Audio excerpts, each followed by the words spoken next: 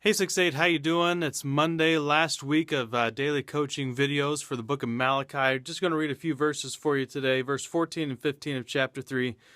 You have said it's futile to serve God. What did we gain by carrying out his requirements and going about like mourners before the Lord Almighty? But now we call the arrogant blessed. Certainly the evildoers prosper, and even those who challenge God escape. What good is it to serve God? Arrogant are blessed, and those who do evil are the ones who get rewarded. That's very, very popular way of thinking in our world today, isn't it? So today we're looking at how this passage applies to my relationship with God.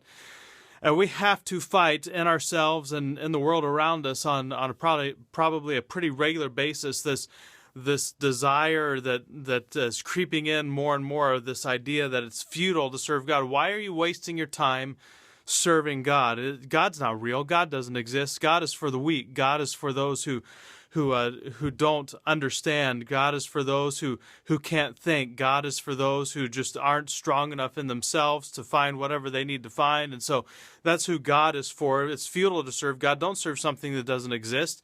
Don't waste your time. Don't waste your life. Don't waste your life. That's the thinking that goes on. We don't need God. Or the thinking is, well, everyone has a different God. You can worship whatever God you want. All gods are equal. All paths lead to heaven, and in the end, everyone's going to be okay. That's another way of thinking, and that's also false. By the way, it's false thinking.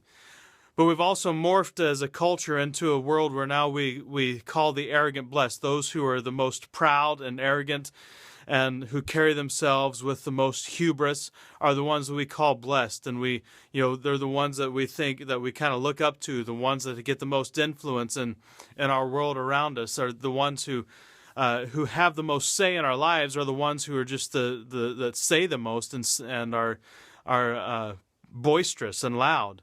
And so that's kind of the world that we live in. You have to be boisterous and loud if you're going to have influence in someone's life. And unfortunately, we let people who are boisterous and loud and proud and arrogant have influence in our lives. That's a mistake. We shouldn't be doing that. With evildoers prosper, we live in a world where evildoers prosper. There's a lot of ways in America where we can see the evildoers prosper. It's the ones who have enough money to take advantage of the courts and be able to work things for their own advantage, and are able to harbor lots of funds for themselves, and are able to use the poor for their own benefit and things like that. That's the evildoers prospering. Evildoers are able to find ways to take advantage of people for their own good. That's the world that we live in. That's the truth of the world that we live in. There are a lot of flaws, but there are a lot of, of course, there are a lot of blessings about living in America and this culture that we have. I would be the first to tout those blessings, but there are also a lot of pitfalls that come with the freedoms that we have. But here we find ourselves now kind of immersed in this culture where evildoers prosper, where the arrogant are blessed, and people are saying it's vain to serve God. Why would you do that? How are we going to now respond as followers of Jesus Christ? How are we going to stand up for our faith? Do we have a faith? Is your faith deep enough? Is your relationship with God deep enough that you have something to stand on?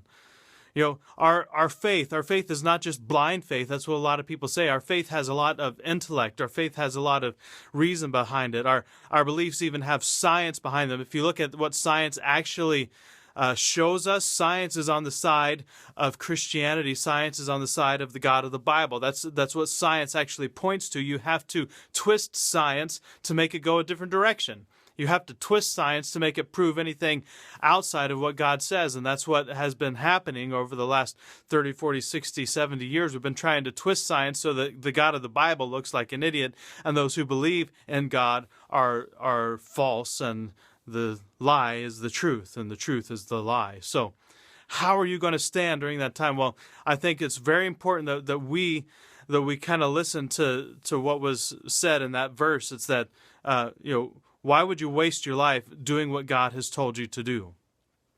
We have to know what God has told us to do, and we have to live it out. We have to know God's word, and we have to live out God's word. Let's go to the Great Commission, where at the end of it says, teach them to obey, teaching the disciples, that's us, followers of Jesus Christ, to obey all that I have commanded them. Teach them to obey. There's a teaching, which means we have to learn, and there's an obedience, which means we have to apply it to our lives. So this is how we stand during such times, is that we learn what God has taught us about how we should live and who we should be, and then we live those out. We put those principles into practice on a daily basis, teach and obey, learn and live, and this is how we stand during such times. Is it going to be easy? No, certainly not. Is it going to get more difficult? Absolutely. But this is how we will stand. This is how we will endure. This is how we will survive, and how we get to that first part of chapter 4 where the arrogant and the evildoers are now punished, and it is those who are righteous who stand at the last day. Have a great Monday. We'll see you tomorrow for another tip.